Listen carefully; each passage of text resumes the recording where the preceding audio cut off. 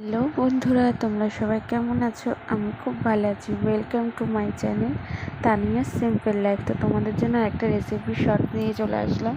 আমার মায়ের হাতে প্লাস সর্ষে ইলিশ। প্রথমে দেখতেই পাচ্ছ সর্ষে বাটা, পোস্ত, নুন, হলুদ, সর্ষের তেল দিয়ে মা ভালো করে ইলিশ মাছগুলোকে ম্যারিনেট করে নিল।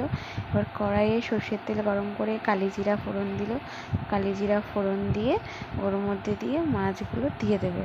মাছগুলো ওই মশলা মাখানো মানে ম্যারিনেশন করা সর্ষে পোস্ত দিয়ে মাছগুলো ওই তেলের মধ্যেই ছেড়ে দেবে। এই তেলের মধ্যে একটু ভাজা ভাজা হবে। ভাজা ভাজা হওয়াতে তারপরে মা দেখতেই পাচ্ছ একটুখানি ভাজা ভাজা করছে তেলের মধ্যে। তেলটা একটু বেশি পরিমাণে দিতে হবে। তো একটু উল্টে পাল্টে নিয়ে ওই বাটি ধোয়া যে জলটা, মশলার যে জলটা, যে যেরকম গ্রেভি রাখবে ওই রকম অবস্থায় সেরকম মানে ওইটুকু জল দিয়ে দিল। তো এইভাবে এবার এভাবে এটা রেখে দেবে মিনিমাম 10 থেকে 15 মিনিট। একটু ঢাকা দিয়ে আস্তে গ্যাসটাকে একটু স্লো করে দিয়ে ওটা ঢাকা দিয়ে রেখে দেবে।